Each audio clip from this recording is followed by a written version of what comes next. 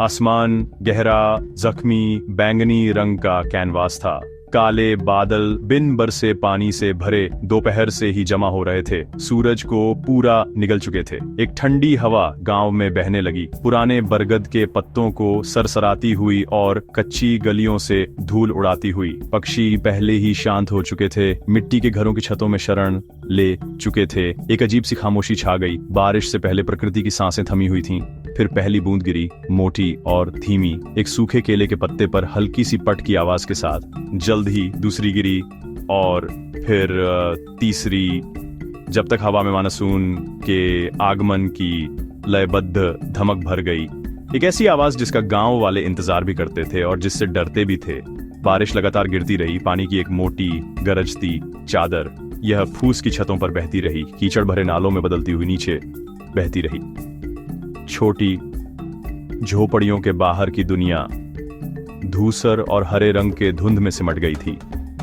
बिजली कभी कभार आसमान में कौंधती, एक क्षणिक भूतिया सेकंड के लिए दृश्य को रोशन करती। कटहल के पेड़ों के चमकते पत्ते, रास्तों की काली चिकनी मिट्टी और घरों के बंद लकड़ी के दरवाजे। दूर कहीं गरज सुनाई देती, एक गहरी घरघराती आवाज जो धरती को भी हिलाती हुई लगती थी। अपने घरों के अंदर परिवार एक साथ सिमटे हुए थे। एक अकेली मिट्टी के तेल के दीपक की टिमटिमाती रोशनी दीवारों पर लंबी नाचती परछाइयां डाल रही थी। उनकी आवाजें बारिश की लगातार गरज के सामने एक धीमी फुसफुसाहट थी। गांव तूफान की अथाह शक्ति के नीचे सिकुड़ गया था। शाम की परिचित आवाजें, पड़ोसियों की बातचीत, चरागाह से लौटते मवेशियों की धीमी आवाज, बच्चों के खेलने की हंसी, सब खामोश हो गई थी। उनकी जगह मानसून की सिम्फनी ने ले ली थी। बारिश की अपनी एक आवाज थी, कभी धीमी फुसफुसाहट तो कभी जोरदार चीख। वह कुछ पक्के घरों की टीन की छतों पर बहरेपन की खड़खड़ाहट के साथ बरसती और पुरानी कमजोर झोपड़ियों की दीवारों की दरारों से रिसती। हवा पेट्रिकोट से भर गई थी, गीली मिट्टी की समृद्ध मिट्टी जैसी गंध, एक ऐसी गंध जो गांव और उसके लोगों के जीवन से गहराई से जुड़ी हुई थी। गलियां और रास्ते जो आमतौर पर हलचल भरे रहते थे, अब कीचड़ की सुनसान नदियां बन गए थे। हर गड्ढे में पानी भर गया था। जहां कभी सूखी जमीन थी, वहां गंदे तालाब बन गए थे। गांव का तालाब, समुदाय का दिल, फूलने लगा था। उसके किनारे धुंधले पड़ गए थे क्योंकि बारिश का पानी उससे मिलने के लिए दौड़ रहा था। तूफान एक महान समतुल्य था, सभी को घरों में कैद कर रहा था। गांव के मुखिया से लेकर सबसे विनम्र मजदूर तक। यह आत्मनिरीक्षण का समय था, इंतजार करने का, बारिश की कहानियों को सुनने का। बच्चों के लिए यह एक शांत उत्साह का समय था, लेकिन बड़ों के लिए यह प्रकृति की जबरदस्त और अप्रत्याशित शक्ति की याद दिलाता था। एक ऐसी शक्ति जो जीवन दे सकती थी और उतनी ही आसानी से उसे छीन भी सकती थी। गांव की झोपड़ियों से परे खेत एक शांत, पानी से भरे फैलाव में डूबे हुए थे। तूफानी रात के आवरण में धान के छोटे पौधे, जिन्हें कुछ हफ्ते पहले ही इतनी सावधानी से लगाया गया था, अब बढ़ते पानी से जूझ रहे थे। बारिश, जिसकी उन्हें इतनी सख्त जरूरत थी, अब एक खतरा बन गई थी। एक किसान के लिए सियाई अपने खेतों को इतने पानी में देखना गहरी चिंता का कारण था। बहुत ज्यादा बारिश जड़ों को सड़ा सकती थी, कीमती ऊपरी मिट्टी को बहा सकती थी और एक ही रात में पूरे मौसम की कड़ी मेहनत को बर्बाद कर सकती थी। काला पानी कभी कभार बिजली की चमक को दर्शाता, एक ऐसे परिदृश्य को उजागर करता जो सुंदर भी था और भयानक भी, किसान के अनिश्चित अस्तित्व का एक प्रमाण। गांव का हर किसान जाग रहा था, भले ही वे अपनी चारपाई पर चुपचाप लेटे हों। उनके कान बारिश की आवाज पर लगे थे, उसकी तीव्रता का अंदाजा लगाने की कोशिश कर रहे थे, प्रार्थना कर रहे थे कि वह जल्द ही थम जाए। वे अपने खेतों को अपने दिमाग में देख सकते थे, बारिश के हर बीतते घंटे के साथ संभावित नुकसान का हिसाब लगा रहे थे। मौसम की पहली बारिश के साथ जो खुशी आई थी, वह अब एक शांत डर में बदल गई थी। यह उनके जीवन का जुआ था, एक ऐसा खेल जो वे हर साल आसमान के साथ खेलते थे। उनकी पूरी आजीविका, उनके परिवारों के लिए भोजन, उनके बच्चों की शिक्षा के लिए पैसा, ये सब मानसून की मर्जी पर निर्भर था। रात की खामोशी इन अनकहे डर से भारी थी। जानवर भी इस खामोश निगरानी का हिस्सा थे। बैल अपने शेड में सुरक्षित बंधे हुए चुपचाप खड़े थे, कभी कभार घास की हल्की सरसराहट के साथ अपना वजन बदलते थे। उन्हें हवा में तनाव महसूस हो रहा था। बकरियां अपने बाड़े में एक साथ सिमटी हुई थीं। अंधेरे में उनकी आंखें चौड़ी थीं। झींगुरों और मेंढकों का सामान्य रात का ऑर्केस्ट्रा बारिश की लगातार धमक में पूरी तरह डूब गया था। ऐसा लग रहा था जैसे पूरा प्राकृतिक संसार अपनी सांस रोक रहा हो, तूफान के गुजरने का इंतजार कर रहा हो। ये गहरा सन्नाटा जो केवल तूफान से टूट रहा था, सोते हुए गांव और उसके चिंतित निवासियों को जकड़े हुए अलगाव और कमजोरी की भावना को बढ़ा रहा था। सोहनलाल अपने दरवाजे पर खड़ा था, अभेद्य अंधेरे में झांक रहा था। वह अपनी जमीन का छोटा सा टुकड़ा नहीं देख पा रहा था, लेकिन वह उसकी दुर्दशा महसूस कर सकता था। उसने इस साल सबसे अच्छे बीज खरीदने के लिए पैसे उधार लिए थे, इस उम्मीद में कि एक भरपूर फसल होगी जिससे अंततः उसकी टपकती छत की मरम्मत हो जाएगी। अब वे सारी उम्मीदें कीचड़ भरे पानी में तैर रही थीं। उसके होंठों से एक आह निकली। बारिश के बड़े शोर में खो गई एक छोटी सी आवाज। ये लाचारी की आह थी, एक ऐसे आदमी की आह जो अपने नियंत्रण से कहीं ज्यादा ताकतों की दया पर था। वह सिर्फ कई लोगों में से एक था, अपने संसार के किनारे खड़ा एक खामोश व्यक्ति तूफान के रेजिंग के दौरान देख रहा था और इंतजार कर रहा था। उसका दिल ऊपर के बादलों जितना भारी था। तूफान के प्रकोप के बीच एक अकेला व्यक्ति गांव की ओर बढ़ रहा था। ये रामू था। उसका पतला शरीर भीगा हुआ था, उसकी धोती उसके पैरों से चिपकी हुई थी। वह पास के शहर में था जब उसे खबर मिली उसकी मां गुजर गई थी। संदेश एक चचेरे भाई द्वारा पहुंचाया गया था जो शुरुआती बूंदाबांदी में साइकिल चलाकर आया था। सीधा और अंतिम था। अब उसका हर कदम प्रकृति के तत्वों और उसके अंदर रेजिंग दुख के तूफान के खिलाफ एक लड़ाई था। कीचड़ भरा रास्ता खतरनाक था, उसके नंगे पैरों को चूस रहा था, लेकिन उसे शायद ही इसका एहसास हुआ। साकस मागबरी यादों सीबर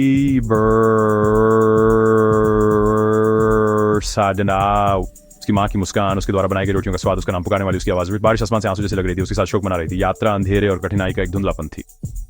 वह रास्ता जिस पर वह हजारों बार चला था अब अपरिचित और शत्रुतापूर्ण था। वह अनदेखी चट्टानों पर ठोकर खाता और मोटी चिकनी मिट्टी में फिसल जाता। उसके हाथ टपकते पेड़ों के तनों के सहारे खुद को स्थिर करने के लिए आगे बढ़ते। बिजली की चमकें ही उसकी एकमात्र मार्गदर्शक थीं। क्षण भर के लिए आगे का रास्ता दिखाती थीं और फिर उसे पूरी तरह से अंधेरे में डुबो देती थीं। हर चमक उसके चेहरे पर छपे दुख को भी उजागर करती थी, एक कच्चा और बेपरवाह दुख। वह सिर्फ अपने गांव की ओर नहीं चल रहा था, वह एक ऐसे घर की ओर चल रहा था जो हमेशा के लिए खाली रहेगा। एक ऐसी दुनिया की ओर जहां उसकी मां की उपस्थिति अब सिर्फ एक याद थी। यात्रा का शारीरिक संघर्ष भावनात्मक उथल पुथल की तुलना में कुछ भी नहीं था जो उसे टुकड़े टुकड़े कर रही थी। उसने उस सुबह अपनी मां के अंतिम शब्दों के बारे में सोचा। ध्यान से जाना बेटा, आसमान भारी लग रहा है। उसने उसकी चिंता को एक तेज सिर हिलाकर टाल दिया था। शहर जाने के लिए उत्सुक था। अब उसके सरल शब्द असहनीय वजन के साथ उसके दिमाग में गूंज रहे थे। उसे नहीं पता था कि यह आखिरी बार होगा जब वह उसकी आवाज सुनेगा। पछतावा तीखा और चुभने वाला उसके दुख में घुल गया। वह थोड़ी देर और क्यों नहीं रुका? उसने उसे आखिरी बार गले क्यों नहीं लगाया? ये सवाल उसे सता रहे थे। हर एक उसके पहले से ही टूटे हुए दिल पर एक दर्दनाक चोट था। हवा उसके चारों ओर चिल्ला रही थी, निराशा की कराह जैसी लग रही थी जो उसके अपने गले में फंसी खामोश चीख को दर्शाती थी। जैसे ही गांव की हल्की रोशनी बारिश के पर्दे से आखिरकार दिखाई दी, डर की एक नई लहर उसे घेर लिया। उसे अपनी छोटी बहन सीता को बताना था, उसे मजबूत बनना था, परिवार को एक साथ रखने वाला। वह कैसे कर सकता था जब वह खुद इतना टूटा हुआ महसूस कर रहा था। अपनी बहन का चेहरा देखने विनाशकारी खबर देने का विचार उसके पैरों को पहले से ज्यादा भारी महसूस करा रहा था। वह एक पल के लिए रुका, अपनी बची हुई थोड़ी सी ताकत बटोरी। गांव पास था, लेकिन ऐसा लग रहा था जैसे इस यात्रा के अंतिम कदम उसके जीवन के सबसे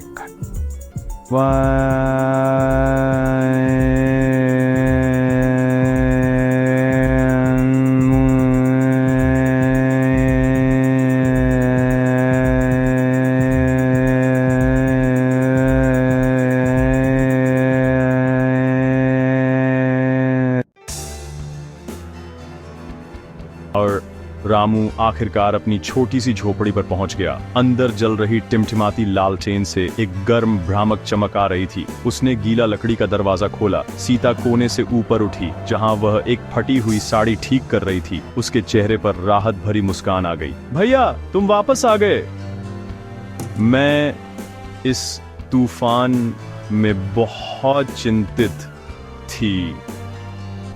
उसकी मुस्कान फीकी पड़ गई जब उसने उसका चेहरा देखा। उसके भीगे हुए कपड़े, उसके पैरों पर लगी कीचड़, लेकिन सबसे बढ़कर उसकी आंखों में गहरा खालीपन। उसे बोलने की जरूरत नहीं थी, वो जानती थी। साड़ी उसके हाथों से फिसल गई क्योंकि उसके होंठों से एक सिसकी निकल गई। बारिश के शोर को चीरती हुई शुद्ध पीड़ा की आवाज। रामू उसके बगल में घुटनों के बल बैठ गया। उसके अपने आंसू आखिरकार गिर रहे थे। उसके चेहरे पर बारिश की बूंदों के साथ मिल रहे थे। खबर गांव में हवा में फुसाहट की गति से फैल गई। तूफान के बीच भी सीता की चीख सुनकर एक पड़ोसी दौड़ता हुआ आया, अपनी लालटेन ऊंची पकड़े हुए। जल्द ही दूसरे भी उसके पीछे आए। बारिश के खिलाफ कसकर बंद दरवाजे खुलने लगे। एक एक करके पड़ोसी और रिश्तेदार छोटी सी झोपड़ी को भरने लगे। वे शांत कदमों और गंभीर चेहरों के साथ आए। उनकी उपस्थिति समर्थन का एक खामोश भेंट थी। गांव के मुखिया की पत्नी एक गर्म कंबल लाई। सोहनलाल, वह किसान जो अपने खेतों के बारे में चिंतित था, दो अन्य पुरुषों के साथ आया। उनके चेहरे साझा दुख से छपे हुए थे। एक गांव में दुख कभी भी निजी मामला नहीं होता, ये पूरे समुदाय द्वारा साझा किया गया बोझ होता है। कोई भव्य भाषण या जोरदार विलाप नहीं था, बस एक शांत गहरा एकजुटता का एहसास था। महिलाएं सीता के चारों ओर इकट्ठा हो गईं, उसे पकड़े हुए, सांत्वना के कोमल शब्द फुसफुसाते हुए। उनके हाथ उसके कांपते कंधों पर एक कोमल स्थिर उपस्थिति थे। पुरुष रामू के साथ खड़े थे, उसकी पीठ पर हाथ रखते हुए उसे ऐसी ताकत दे रहे थे जो उसे खुद में नहीं मिल रही थी। उन्होंने धीमी आवाज में बात की, मौत के बारे में नहीं बल्कि व्यावहारिकताओं के बारे में, जो व्यवस्थाएं करनी थी, जिन रीति रिवाजों का पालन करना था। इस छोटी भीड़ भरी झोपड़ी में बाहर रेजिंग तूफान के बीच मानवीय गमी का एक घेरा बन गया। मौत की ठंडी अंतिमता के खिलाफ एक ढाल। जैसे जैसे रात बीतती गई, बारिश धीमी होने लगी, उसकी गरज एक कोमल धमक में बदल गई। तूफान गुजर रहा था। झोपड़ी के अंदर अपने लोगों से घिरा हुआ दर्द के अलावा कुछ और की एक छोटी सी चमक महसूस हुई। ये उम्मीद नहीं थी, अभी तक नहीं, लेकिन ये एक सरल शक्तिशाली एहसास था कि वह अकेला नहीं था। गांव अपने साझा संघर्षों और अनकहे बंधनों के साथ उसका परिवार था। वे एक साथ बाढ़ वाले खेतों और खाली दिनों का सामना करेंगे। जैसे ही बादलों के बीच एक धूसर सुबह की पहली झलक दिखाई दी, ये अपने साथ एक शांत वादा लाई। रात लंबी और काली थी, नुकसान और डर से भरी हुई थी, लेकिन सुबह आएगी और उसके साथ फिर से बनाने फिज़्मो